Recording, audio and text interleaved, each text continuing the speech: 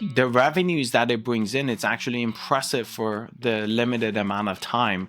We have our corporate stores, we've got a couple joint ventures, and then we also have franchise partners. The only way the luck will run out is if you stop doing what you're doing. Like you said, motivating them, but then also, I think that we do a really good job of allowing people to be heard. Because you get make more money. But why? Well, because then you get to like have all these things you can take in public. But why? Because it does all this stuff and it gets to the bottom of it and it's like, but why do all that? You give people like the best experience, and they're like, "Well, I didn't expect that." And so we've really been pushing this with our teams is When it's unexpected, it's a gift, right? So it feels completely different than anything else, and these are small things. especially when it's something like with the POS that's so easy to fix, or you know 90% of the questions, issues, challenges that they face are figure outable.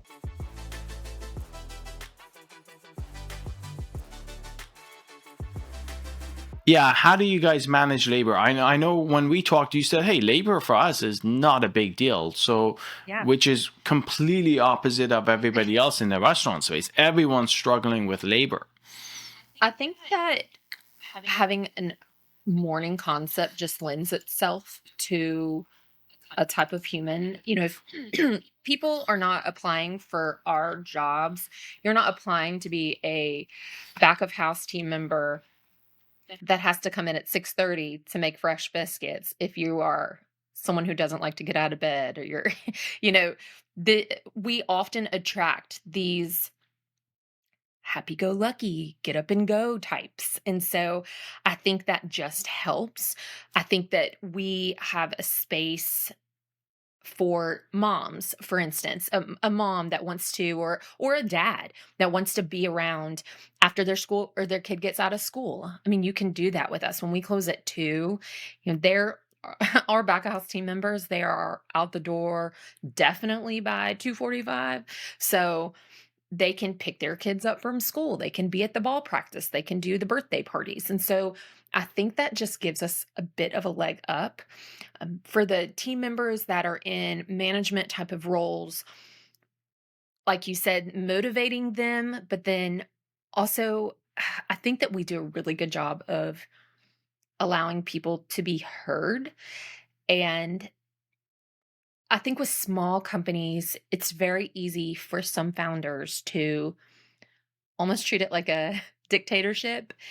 And what Chad has done really well is surrounded himself with people who have done things that we've never done, who are smarter than him on these different aspects, so that their voice matters. And I mean, yesterday I'm making a little process document around something that we're doing for a group in Louisville. And the first thing that I do is, hey, okay, here's what I'm told should happen. I've created all of this on the back end in Toast. Can you validate all of this? Can you tell me what is actually an easier way? And I think just being a part of those conversations where they see that their voice makes a difference, I think that that really, really, really helps. Our team members, if they have leaders that support them, I feel like just being heard and follow through. That that has been the one thing our team members, when we've had previous people who they would say, "Hey, I'm having this issue." And then they'd say the leader would say, "Oh, I'll work on it." And then they would never hear back. Like that is so frustrating, especially when it's something like with a POS that's so easy to fix, or, you know, 90% of the questions, issues, challenges that they face are figure outable very quickly. And so I think now having that like quality flow of communication has helped us hang on to people. And then in turn, they can be better leaders to their people. Um, so yeah, I mean, I just think overall, the day part that we're in, the shorter, we're only open 7:30 to 2. I mean, we're not asking people to ever pull a double. So And actually, I'm curious, why 7:30? Why do these breakfast places not open at like 6 a.m.? Because I like a lot of these, construction people go to work at like 5 o'clock in the morning. Yeah, I mean, you say that, Yeah. but Again, I'm an outsider, so I'm just looking in. I will say this, one of our stores has loads of people that would order, or like as soon as he would open at 7:30, there would be a line. And so he's like, "Can I just open at 7? It just helps us ease in." Sure. Oh Go yeah. for it. But generally, when we first opened, I think we were opened at 6:30 and it was dead Mm. for an hour. So that was us learning. Look, if a franchise partner comes to us and says we want to open a little earlier, we're like, "Great, Yeah. go for it." So our teams are in there typically doing catering, getting all of those things ready anyways. So it's not that big of a difference. But generally speaking, 7:30 is when we start seeing those people come in for an 8 o'clock, meeting, or nurses that get off shift at 7, they're coming in around 7:30, 7:40. So that's Yeah, I was just curious. I never, like, even we've got a few breakfast places, and one of my former partners, good friends, actually owns one, and he opens at 7:30, and yeah, they close at 2 or 2:30, depending on weekday weekends. And I hadn't even actually asked them. Is like, why 7:30? Why not 6:30? Why not 5:30? But yep. all right, and actually, I think I saw a picture of. I was browsing through your Instagram. You said that you're all over Instagram, like think the cart girl and etc. I saw him, and it's like, here's what a $0 an hour dishwasher looks like, or something. And he was in the kitchen washing dishes or something. Yeah, exactly. I thought that was a funny video. When you have to do it, you got to do it. Exactly. Amazing concept there. So let's get into the unit economics. Where are you guys? Kind of high level stuff. Where is the average unit volume? Let's start with that. Okay. Our AUVs are around 1.4 million.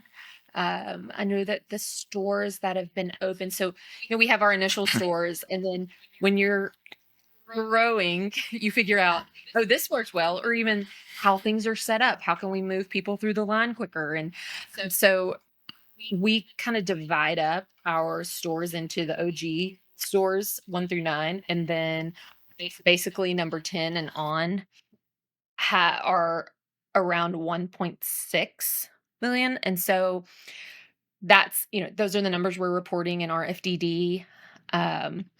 And obviously those are the 1.6. Those are great revenues. I mean, when you're talking about half day, yeah, 40, yeah, half day, one shift, 1 day part, like, yeah, it's good. And we owned a full service nighttime restaurant. This is not those numbers, but it's also not that lifestyle. So for us, it's a great fit.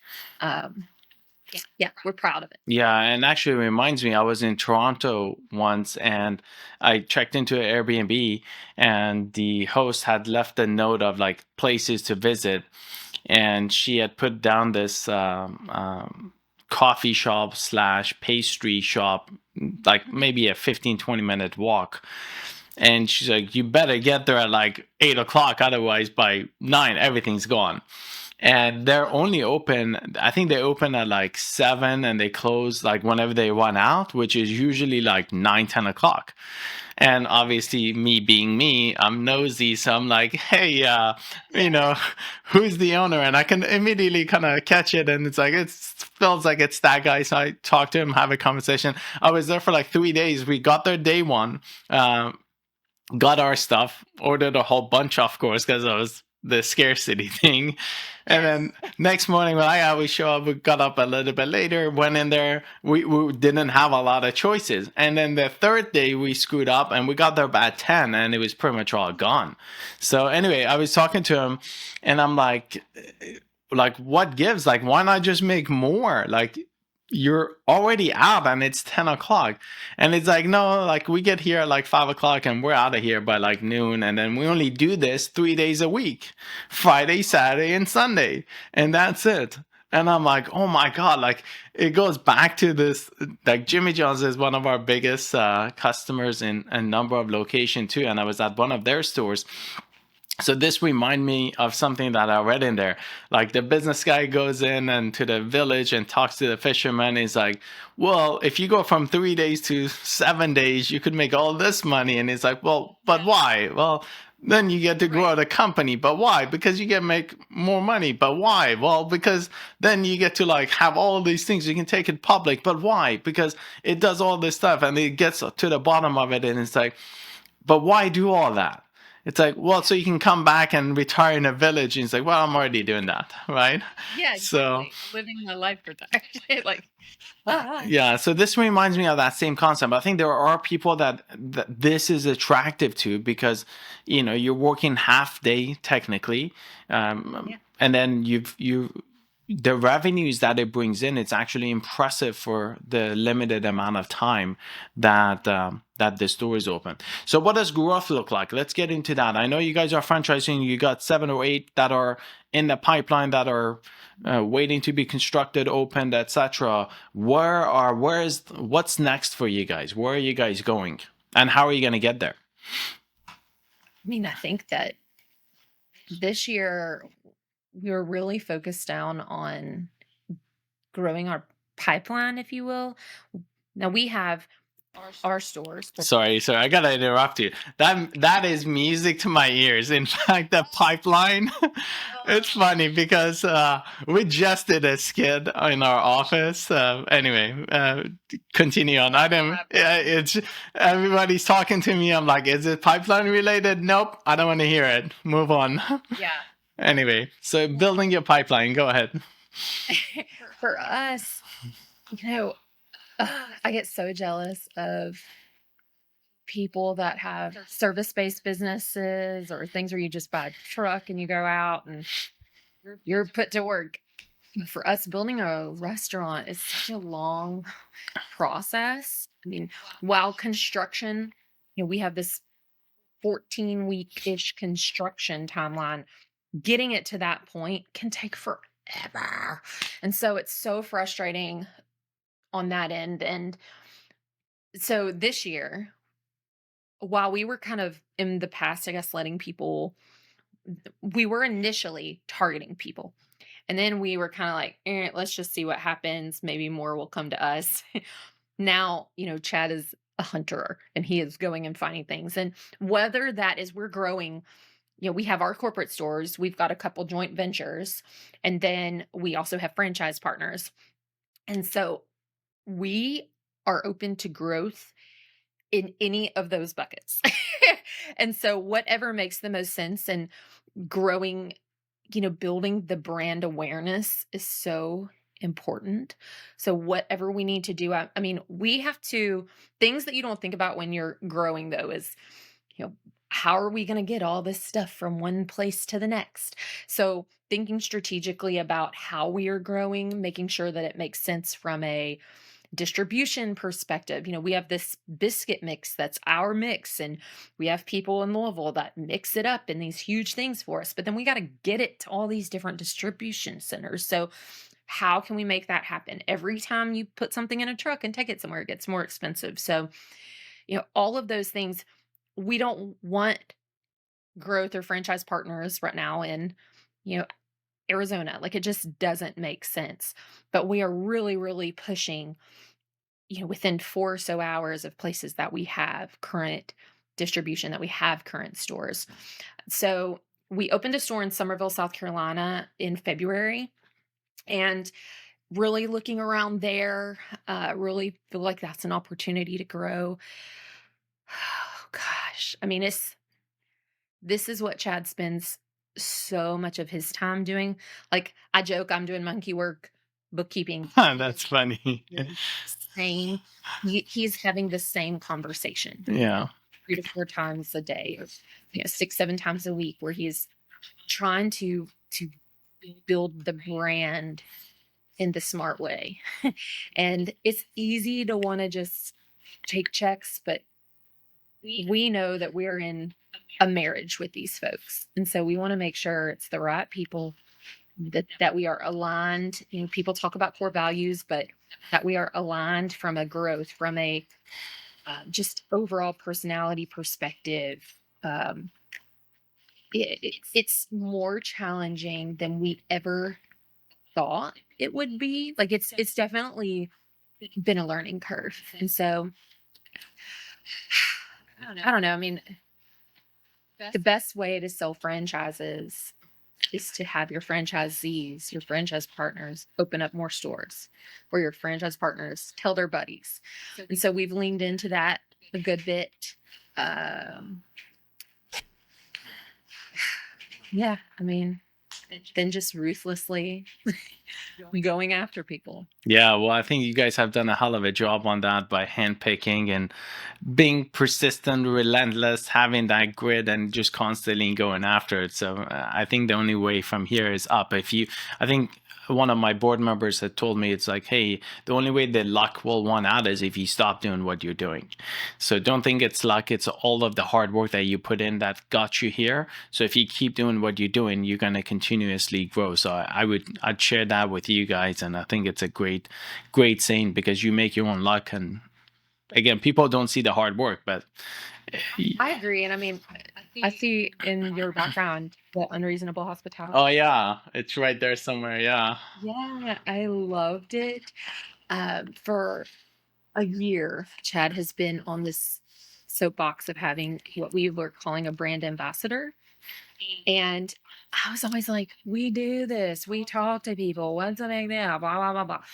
And when I read Unreasonable Hospitality and he talked about the Dreamweaver, Mhm. I was like, That's what it meant. that's what he's Yeah. talking about. And so I also, we get the most inquiries from people who just come to a restaurant. You give people like the best experience, and they're like, "Well, I didn't expect that."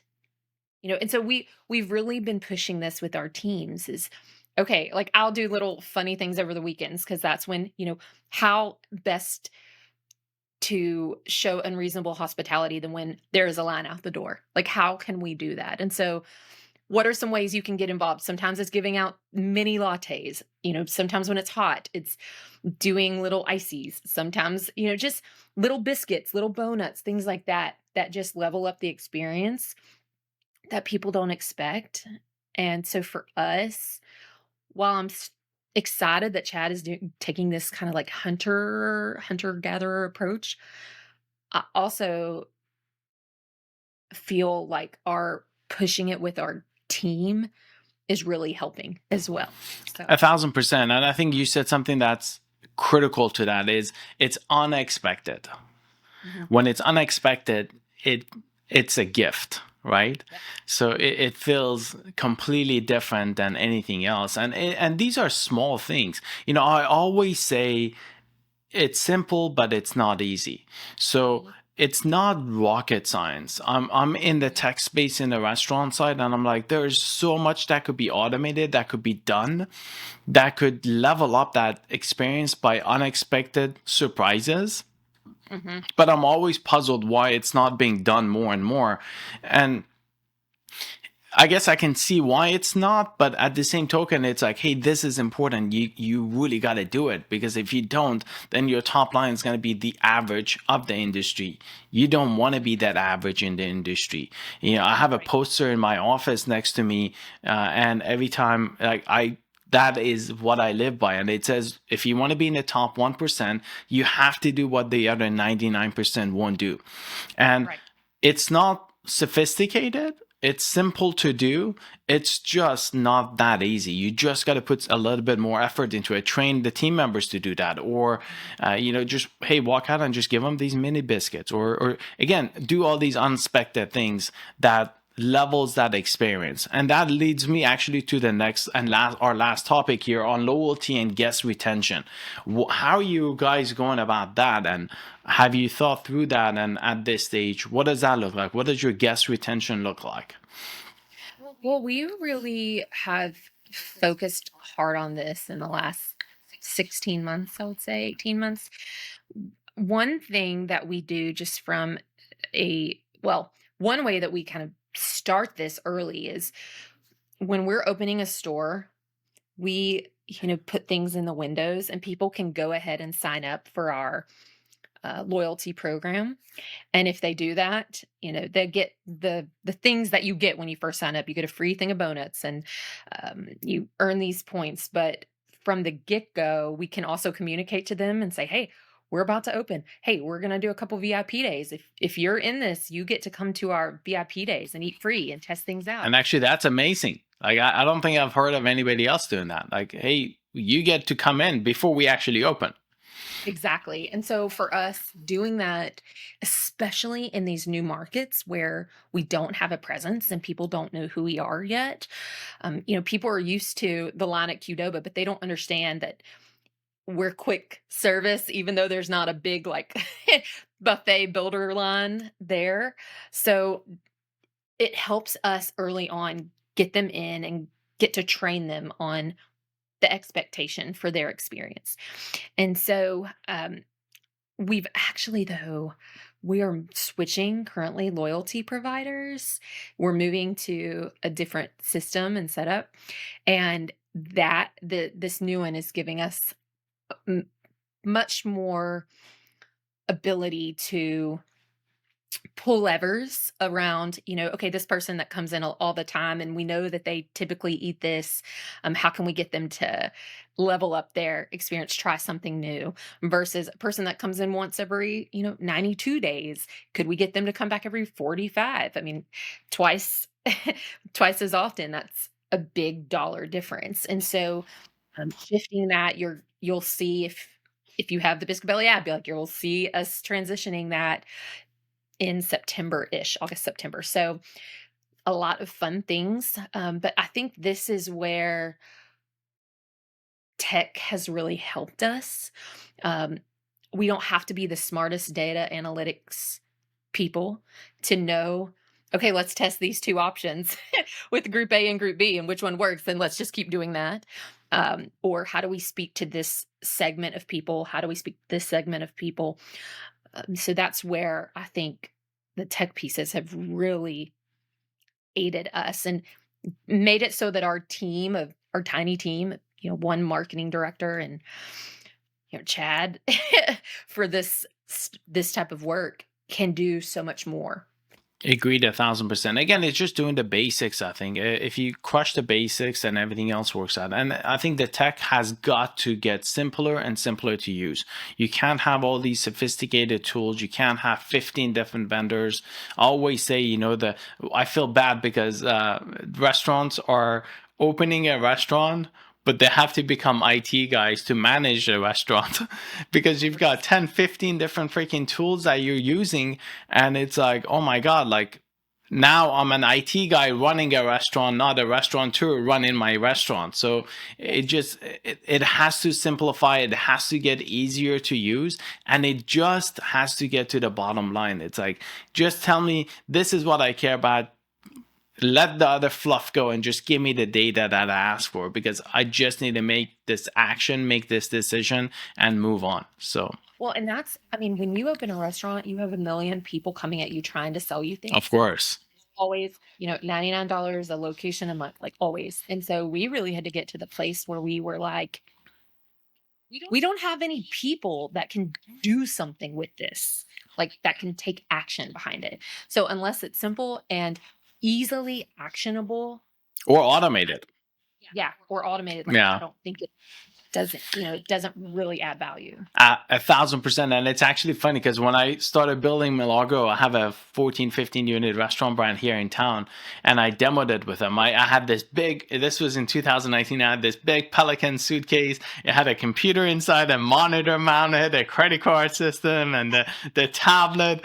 I walk in and I'm like, my demo to them was, give me your credit card. And I rang something in, I put the credit card in, I checked them out, printed the receipt for them. It had a printer inside, and I refreshed the browser, and I'm like, oh, this must be you. This is what you ordered. This is how much money you spent, and like your first transaction last. Like I ran through the whole thing, and they're like, oh, that's amazing. Like we want it. Like we'll be the first pilot customer. And then we keep talking. Like first 45 minutes was like positivity, energy. At like 45-minute mark, it's like, we don't want it. Get the hell out. I'm like, wait a second. You just loved it. And he's like, yeah, now that we think through that, the data is amazing, but what do we do with it? We don't know what to do with it. Action. And that was a big inflection point for me. I was like, hey, I can't just get the data and hand it to them and say, go figure it out. It's like, here's the data. Here's what I've done. Here's how I figured it out. And here are the results. So I had to push it all the way through start to the end in order to make it easy. And I think that's where every technology company has to go. Otherwise, back to your point, you just don't have the resources and then you don't have the time. Yeah. It just needs to happen behind the scenes. Yeah, exactly. Amazing. This has been very insightful. I'm glad that we were able to get on and do this. I appreciate it. I wish you guys the best of everything. You guys have crushed it. Just keep doing what you're doing. Founder to founder. Again, it's hard. It's brutal. People don't recognize your hard work, but that's okay. At the end of the day, it'll work out for you. And I think you'll be the one laughing to the bank, and everybody else is going to be like, oh, overnight success. It's like, yep, that's exactly how we did it. Don't get a biscuit, people. Go eat a biscuit. There you go. Thank you so much.